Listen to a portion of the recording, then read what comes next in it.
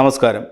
Village news web ടിവിയിലേക്ക് ഏവർക്കും സ്വാഗതം. പരേതനായ ഉമ്മൻചാണ്ടിയോടും കെ എം മാണിയോടും കിടപിടിക്കാൻ പറ്റുന്ന തലയെടുപ്പുള്ള നേതാവായിരുന്നു ടി.എം. ജേക്കബ്. ഒരുപക്ഷെ പാർലമെൻറ്റേറിയൻ എന്ന നിലയിൽ മറ്റ് രണ്ടുപേരെക്കാളും ഒരു പിടി കൂടി മുന്നിൽ നിൽക്കുന്നത് ടി.എം. ജേക്കബാണെന്ന് വേണമെങ്കിൽ പറയാം. അകാലത്തിലായിരുന്നു അദ്ദേഹത്തിൻ്റെ മരണം. ടി.എം. ജേക്കബിൻ്റെ വേർപാട് അദ്ദേഹത്തിൻ്റെ പാർട്ടിയെ തളർത്തിയത് ഒട്ടൊന്നുമല്ല. പാർട്ടി ചെറുതായിരുന്നെങ്കിലും ടി.എം. ജേക്കബ് ഉണ്ടായിരുന്നപ്പോൾ കേരള കോൺഗ്രസ് ജേക്കബ് ഗ്രൂപ്പ് കേരളീയ രാഷ്ട്രീയത്തിൽ ഒരു നിർണായക സാന്നിധ്യം തന്നെയായിരുന്നു. അദ്ദേഹത്തിൻ്റെ വാക്കുകൾക്കും വലിയ വിലയുണ്ടായിരുന്നു. എന്നാൽ ടി.എം. ജേക്കബിൻ്റെ മരണശേഷം അദ്ദേഹത്തിൻ്റെ പാർട്ടി അനുദിനം ദുർബലമായിക്കൊണ്ടിരിക്കുകയാണ്. ഇന്നിപ്പോൾ ആ പാർട്ടിയുടെ ചെയർമാൻ അനൂപ് ജേക്കബാണ്. ജേക്കബിനൊപ്പം പാർട്ടി നയിച്ചിരുന്ന മറ്റൊരു തൂണായിരുന്ന ജോണി നെല്ലൂർ ഇന്നിപ്പോൾ ജോസ് കെ മാണിയോടൊപ്പമാണ്. ഇത്തവണ LDF സ്ഥാനാർത്ഥിയായി രംഗത്തുണ്ടാകുമെന്നാണ് പറഞ്ഞു കേൾക്കുന്നത്.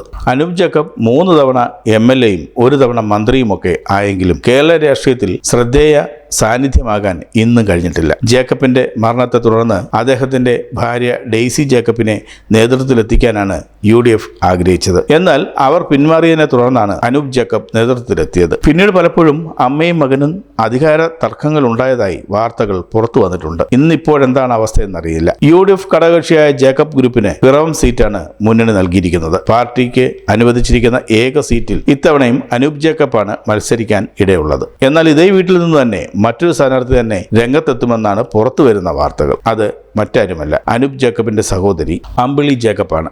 അനൂപ് ജേക്കബിന് റിബലായോ എതിർമുന്നണി സ്ഥാനാർത്ഥിയായോ ആയിരിക്കില്ല അമ്പിളി ജേക്കബ് രംഗത്തെത്തുന്നത്. മറിച്ച് UDF സ്ഥാനാർത്ഥിയായിട്ട് തന്നെയാണ് രംഗത്തെത്തുക. UDF ഘടകകക്ഷിയായ കേരള കോൺഗ്രസ് ജേക്കബ് ഗ്രൂപ്പിൽ നോമിനിയായി കോതമംഗലത്താണ് അമ്പിളി ജേക്കബ് മത്സരിക്കാൻ എത്തുന്നതെന്ന് അറിയുന്നത്. മുമ്പ് പരേതനായ PK വാസുദേവൻ നായരുടെ മകൾ VD സതീശനെതിരെ മത്സരിച്ചിട്ടുണ്ടെന്ന് ഒഴിച്ചാൽ നേതാക്കന്മാരുടെ പെൺമക്കൾ മത്സര രംഗത്തേക്ക് ഇറങ്ങാറില്ലായിരുന്നു. അത് തിരുത്തിക്കുറിച്ചാണ് അമ്പിളി രംഗത്തെത്തുക. അമ്പിളി ജേക്കബിനെ പോലെ തന്നെ മറ്റൊരു നേതാവിന്റെ മകളും മത്സര രംഗത്തെത്തുമെന്ന് പറഞ്ഞു കേൾക്കുന്നുണ്ട്. അത് മറ്റാരുമല്ല, പരേതനായ ഉമ്മൻചാണ്ടിയുടെ മകൾ മറിയം ഉമ്മനാണ്. മറിയത്തിന്റെ സഹോദരനായ ചാണ്ടി ഉമ്മനും അനൂപിനെ പോലെ തന്നെ MLA ആണ്. അമ്പിളിയിൽ നിന്ന് വിരുദ്ധമായി മറിയൻ ഉമ്മൻ പിതാവിൻ്റെയും സഹോദരൻ്റെയും പാർട്ടിയായ കോൺഗ്രസിൻ്റെ സ്ഥാനാർത്ഥിയായി തന്നെ ആയിരിക്കും മത്സരിക്കുക. ഉമ്മൻചാണ്ടിയുടെ വേർപാടിനെ തുടർന്ന് കോൺഗ്രസ് നേതൃത്വത്തിൽ നിന്ന് സ്ഥാനാർത്ഥിത്വ ഓഫർ വന്നത്. എന്നാൽ അന്ന് മറിയം അത് നിഷേധിച്ചു. ചാണ്ടി ഉമ്മൻ പുതുപ്പള്ളിയിൽ മത്സരിക്കുകയും വൻ ഭൂരിപക്ഷത്തിൽ വിജയിക്കുകയും ചെയ്തു. അന്ന് മറിയം